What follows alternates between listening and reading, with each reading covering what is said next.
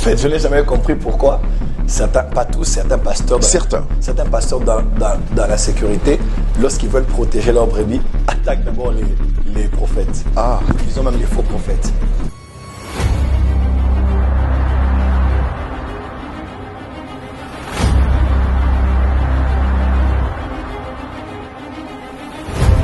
Depuis un temps, j'ai remarqué que les pasteurs, parce qu'il y a les pasteurs, les docteurs, les prophètes, etc.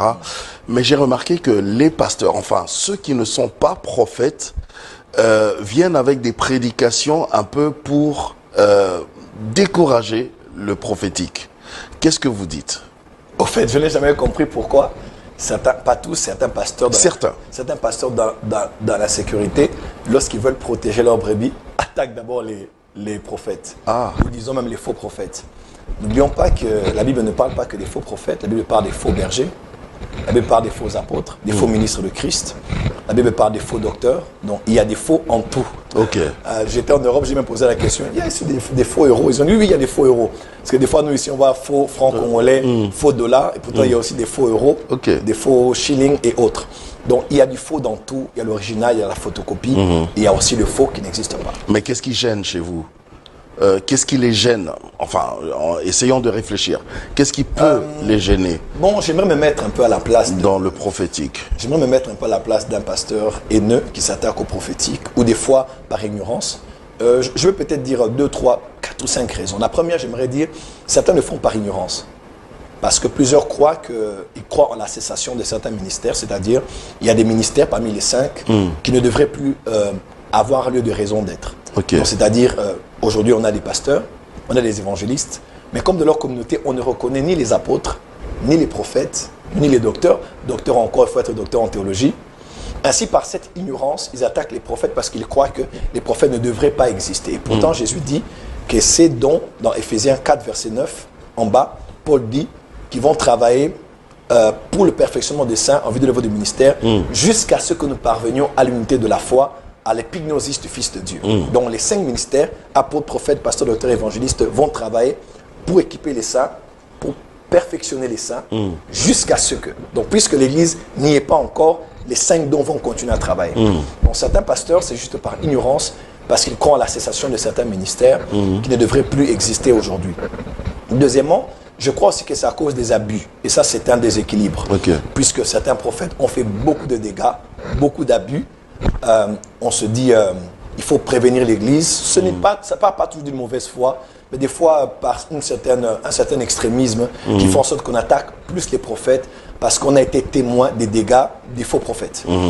Troisièmement, peut-être que parce que maintenant aussi le prophétique, vous avez beaucoup de succès. Voilà. Les gens veulent comprendre ce qui se passe dans leur vie et c'est via vous.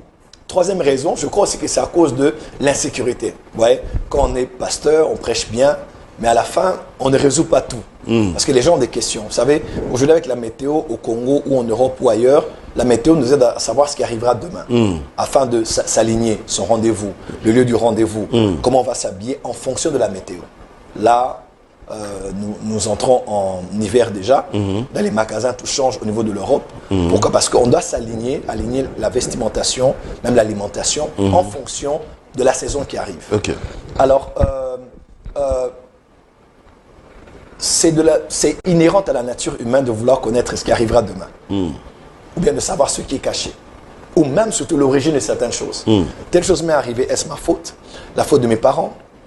D'où est-ce que cela vient? Au lieu de me culpabiliser que c'est à cause de moi, de prendre tout sur moi, peut-être que ce n'est pas moi, mais ça vient de quelque part ou avant moi. Mais quand tu vois quelqu'un qui te parle de ton arrière-grand-mère, de comment elle était, de ton grand-père, de ton père et de toi, et de ce qui est arrivé de manière générationnelle, en te révélant en fait que ce qui t'arrive vient de là, automatiquement tu t'attaches à cette personne. Donc au-delà d'une prédication, d'un bon sermon en hébreu et en grec, finalement on sent un vide, on se dit, il prêche bien, il m'édifie, mais il ne me donne pas la solution à mes vrais problèmes. Parce qu'à cause de ça, je n'éduque pas bien les enfants. À cause de ça, je suis malade. À cause de ça, j'ai un mari qui est parti. Vous voyez? Alors, la personne choisit entre un pasteur qui prêche un bon sermon, qu'elle respectera si c'est une femme toujours, et quelqu'un qui vient avec des choses pratiques sur votre vie. Beaucoup de pasteurs maintenant sont dans l'insécurité parce qu'ils se disent, si je la laisse regarder là-bas, elle ira voir ceux trouver la solution à son problème. Et elle va rester là-bas. Rester là-bas. Alors il faut maintenant, par insécurité, discréditer les prophètes afin d'empêcher les gens, discréditer au niveau de parler de ça comme étant quelque chose d'immature. Donc ce n'est pas mature. Et aimer la parole, aimer la doctrine, ne suivez pas les prophètes. N'allez pas vers les prophètes, excusez-moi, on va à la boulangerie pour avoir du pain, on va à la station d'essence pour avoir le carburant, on va chez un prophète pour écouter Dieu. Ouais, donc on ne peut pas dire qu'on va aller chez un prophète pour autre chose que pour la parole, mais aussi écouter la voix de Dieu. Donc beaucoup de pasteurs aussi, c'est dommage, mais ce n'est pas tous, bien sûr, se sont fermés à ça parce qu'ils ont peur que les gens aillent de l'autre côté. Parce que aussi les gens aiment le sensationnel, aiment ce qui est spectaculaire. Et cela ne doit pas être le cas.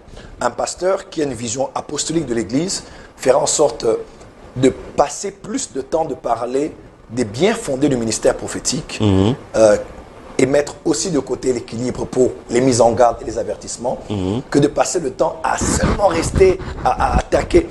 J'ai toujours dit, tonton Jaco, quelque chose qui est très important en pédagogie, en sociologie, même en éducation. Lorsque vous voulez former votre fille à être équilibré et à faire attention aux hommes qui sont des menteurs. Si une maman prend sa fille pour lui dire tous les jours fais attention aux hommes qui sont des menteurs, fais attention aux hommes qui sont des menteurs, et qu'elle dit à sa fille pendant 6 mois, son souci à elle, c'est de la prévenir des hommes menteurs. Mais la pédagogie n'est pas bonne. Tellement qu'elle a parlé de ceux qui sont des menteurs, voyez-vous, elle n'a pas dit que risque de généraliser. Voilà. Elle n'a pas dit que tous les hommes sont des menteurs. Mais parce qu'elle a seulement dit, fais attention aux hommes qui sont des menteurs. Pendant 6 mois, ce qu'elle a dit à sa fille deviendra le standard sur lequel la fille jugera tous les hommes. Après 6 mois, un homme débarque, même s'il est bon, le premier réflexe sera les menteurs. Même si sa maman ne lui a pas dit que tous sont ainsi. Ainsi, en tant que pasteur, comprend plus le temps de dire faites attention aux fausses prophéties, faux prophètes, sans le savoir, on rend un mauvais service au corps du Christ, on détruit l'œuvre du Saint-Esprit, parce qu'on prédispose les membres de nos églises à n'attendre que les faux et à n'être prédisposés qu'à se défendre face à ceux qui peuvent être des faux. Le plus important, c'est de dire ma fille, voici, les hommes ont été créés par Dieu, nous sommes tirés d'eux, les hommes sont des êtres imparfaits, mais Dieu nous les a donnés. Elle montre les bons côtés, mais de l'autre côté aussi, elle met la mise en garde. Donc on doit parler du vrai, mais équilibrer un peu avec le faux, et non plus parler du faux en voulant équilibrer un peu avec le vrai. Et certains ne parlent même pas des vrais prophètes, parce que j'ai posé à un pasteur, je lui ai dit finalement, si tout le monde est faux, montre-moi alors qu'ils sont vrais. Parce que généralement c'est tel est faux, tel est faux, tel est faux, tel est faux. Finalement, cite nous-mêmes 5 vrais que tu connais. À la fin, c'est lui seul qui est vrai. Et j'ai remarqué, tonton Jaco, les hommes de Dieu qui n'ont pas de message font généralement 2 choses. Quand on voit un homme de Dieu qui n'a pas de message, il fait 2 choses. Soit, 1, il attaque le message des autres, ou soit, il prêche le message des autres. Quand tu vois un homme de Dieu qui passe son temps sur YouTube ou à la télé comme ça, il ne parle que des hommes de Dieu, il ne commente que l'actualité des hommes de Dieu, que le message des hommes de Dieu, que les prédications des hommes de Dieu, il n'a pas de message. Un homme qui a un message et un mandat, il passe son temps à prêcher ce que Dieu lui a dit. Il passe son temps à dire ce que Dieu lui a dit et non de commenter ce que les autres ont dit. Et non chercher à recadrer. Parce que quelqu'un qui n'a pas de message passe son temps à attaquer le message des autres ou à prêcher le message des autres parce qu'il n'a pas de substance. Mais quelqu'un qui est très occupé dans son mandat et son appel prend son temps de diffuser ce que Dieu lui a donné et de moins passer le temps de voir ce que les autres font. J'ai posé cette question expressement, mon prophète, parce que j'ai remarqué que alors que vous étiez à l'extérieur du pays, là-bas, je sentais la soif des enfants de Dieu de vouloir vous écouter. Alors que ici, dans votre propre pays, on vous traite de faux, on vous traite de mankioniste. Est-ce qu'on peut dire que nul n'est prophète chez soi? Je sais pas. Je sais pas. J'aime tellement mon pays, Dieu sait combien. Ou on peut dire que JFT n'est pas prophète chez lui? Je sais pas. Je sais que... Ou vous êtes peut-être mal compris, mon prophète? Je sais pas. Non, sincèrement, sur les questions existentielles pour moi aujourd'hui, je me demande... je peux être honnête avec vous, je me demande... Allez-y, je ne veux pas vous embarrasser, hein, c'était juste pour... Non, peut-être que tu es en train de rêver quelque chose qui... D'accord. Qui me taraude un peu l'esprit actuellement. Je ne sais pas si... Je sais que je suis Congolais, les Congolais, nous sommes comme nous sommes. Mais je ne crains peut-être que quand je lis un peu l'histoire des prophètes de ce pays, en commençant par Kimbangu, et la plupart des prophètes que je connais, que je vois quitter le pays, pour une raison ou une autre, hein, je ne suis pas là pour parler, commenter la vie des gens, Oui. j'ai peut-être l'impression que il semble que nous ne sommes pas très bien compris dans notre propre pays. Pourquoi? Peut-être c'est pour confirmer ce que vous avez dit, nul n'est prophète chez soi. J'étais à Charleroi, dans une de nos églises. Ça vous dérange? Ça vous fait mal de voir cette différence? Parce que ailleurs, je vois les Blancs, les Caraïbéens, en fait, toutes les races reçoivent ce que vous avez de Dieu. Ils ont envie de vous écouter. Je vois même des gens tomber pendant que vous faites des services, des Blancs qui ne sont pas des Noirs. Des prophéties. Des précises, prophéties, détaillées. oui, Ouais. bien détaillées et ils y croient. Mais ici, on vous traite de faux. Tonton Jacob, je ne sais pas ce que je veux dire, mais j'étais à Charleroi dans une de nos églises. J'arrive à l'église et je donne une parole de connaissance par le Saint-Esprit. Et le pasteur de l'église me dit, non, la personne dont vous parlez, prie dans l'église qui est au rez-de-chaussée. Donc c'est un bâtiment, un hôtel, et il dit que c'est une église en bas, et église italienne. J'ai dit d'accord, et qu'est-ce qu'on fait? On va chercher la sœur qui était à la chorale en train de chanter.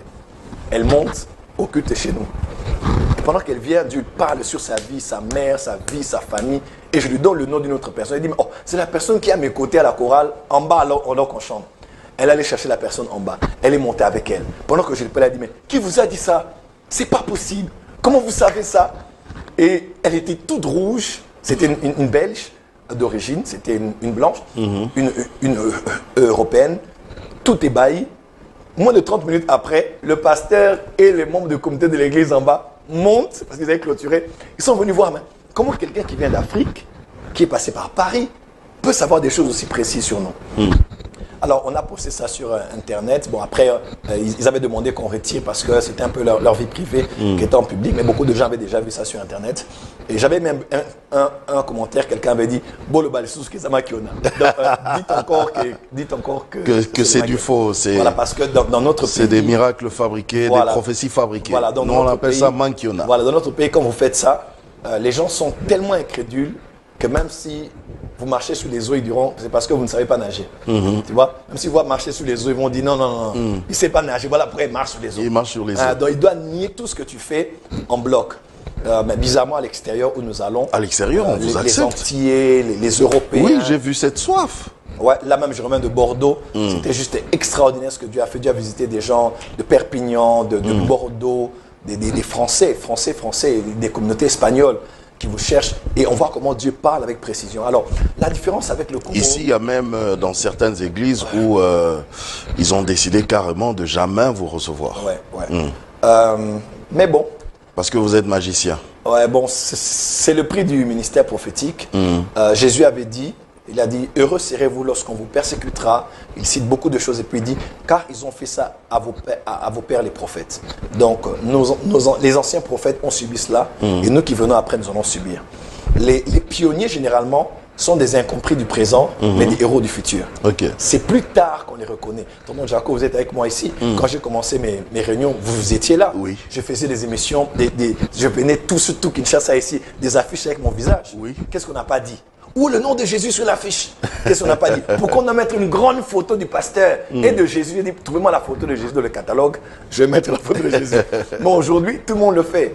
Au présent, ça peut choquer, mais au futur, on commence à trouver ça tout à fait normal.